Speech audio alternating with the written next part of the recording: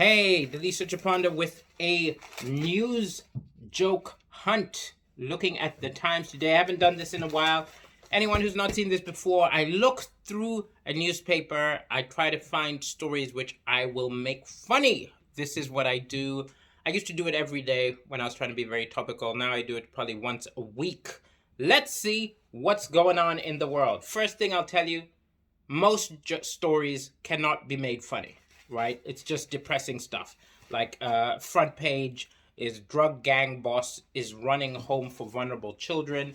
That is not something I would make fun of. I suppose you could do an angle and Oliver Twist, this is a terrible version of Fagin or something, but it's such a sad story that even if there is absurd elements in it, it would just be inappropriate and possibly insensitive for me to tell jokes about it. Similarly, shooting in the US primary school, I would never do a joke about the event itself. You could do a joke about gun control or something, but I feel like Jim Jeffries, the comedian, did the definitive take on that. That was so astonishing. I would not even attempt to outdo what he did. So I'm just looking for funny. So front page already, I see this on the Jubilee related, and it's showing all of these masks that people are wearing to support the royal family. And if you're a big fan of something, getting a mask of them and wearing it, I don't know how that's support. If you are a fan of Daliso Chaponda, do not get a Daliso mask. I'm liable to run away screaming, and the police are liable to stop you and question you, even when you've done nothing. All right? Let's keep going. Okay, over here, we turn the page. There's a story about Blowers blows his top over MCC. I could do a really childish thing because the person's name is Henry Blowfield, and end up doing some pun about blowjobs, but I'm above that. Fears of monkeypox. Monkeypox is terrifying. And I think part of the reason it's terrifying is because its name, monkeypox, it connotes ideas of monkeys and gigantic bumps appearing in your face. It's just terrifying. People are taking this seriously, right? And I think that if COVID-19 had a more scary name, we would have taken it more seriously from the beginning. If it was called Godzilla pox, people would have...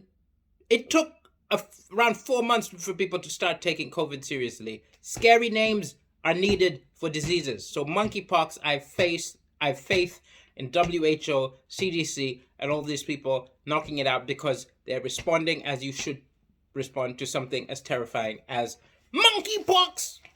Okay, let's keep going. Going through the newspaper, what else is there? Okay, there's an article about the foreign office and refugees. There's a constant stream of things about refugees. I've been researching refugees. I did an interview for my radio show, Citizen of Nowhere, which will be airing later in the year. I interviewed my father, who used to be High Commissioner for Refugees, worked for UNHCR for over 20 years. And I have so many things, so many thoughts. One of them, which is a new thought, which is why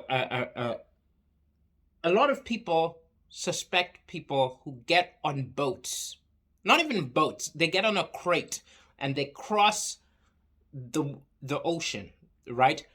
And they say these people aren't real refugees. They're just pretending to be refugees. Nobody wants to get on a boat, which is a crate, and go across an ocean. It's dangerous. It's terrifying. I believe anything that you say if you go via a boat, right? If Boris Johnson got into a crate boat, crossed an ocean, got out and said, I didn't know it was a party, I'd be like, wow, he must be serious because he went through a crate boat. I believe him, right? If Amber Heard went on a crate boat and came out, I believe everything. Even though everybody is doubting her, she wants us to believe us. Ugh.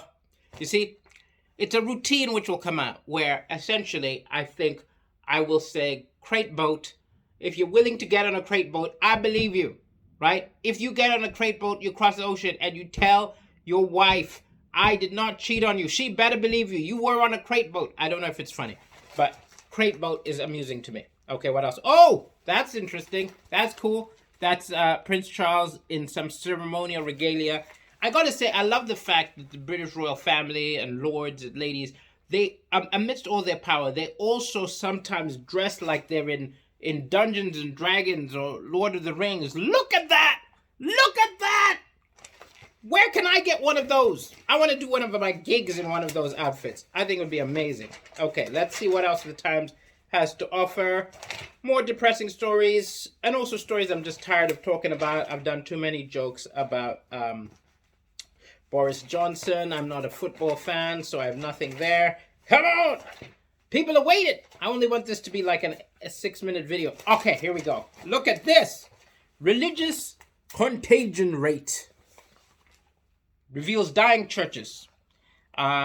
Using a technique devised to calculate the rate at which diseases such as COVID-19 are spreading, a statistician has analyzed data from 13 church denominations to assess the rate at which their membership is growing or declining. Looking at faith and the spread of religion like it is a virus is totally ridiculous, and is this statistician has got to have something better to do with his time, because this is not how religion passes. You can't be sitting next to a Sikh on a train, and then you suddenly, like, on your way out, you're like, somebody give me a turban, somebody give me a turban. You can't be a devout Christian and then you run into a Zoroastrian, and because you brush each other, you go home going, Zoroaster, Zoroaster. I just use Zoroaster because it's a funny sounding word. It's an absurd notion.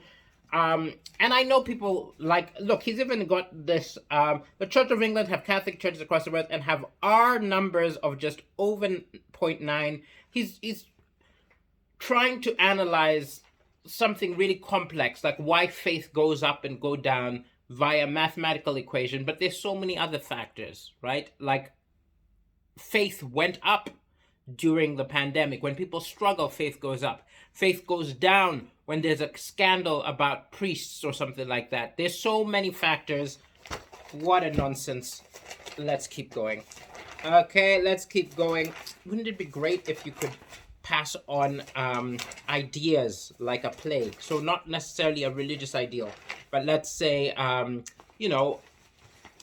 treating human beings with respect, with self-respect. Go to a racist, touch them, and they catch it. It would be great. Okay, what else do we have here? We have Germany will return some jewels to Namibia. They will return jewels to Namibia. I don't know if you can see that. A museum in Berlin has agreed to send 23 ancient items of jewelry, tools, and artifacts back to Namibia on indefinite loan in an attempt to foster reconciliation more than a country after Germany committed genocide in its former colony. 775,000 people were killed in the German colony of Dutch, Southwest Africa.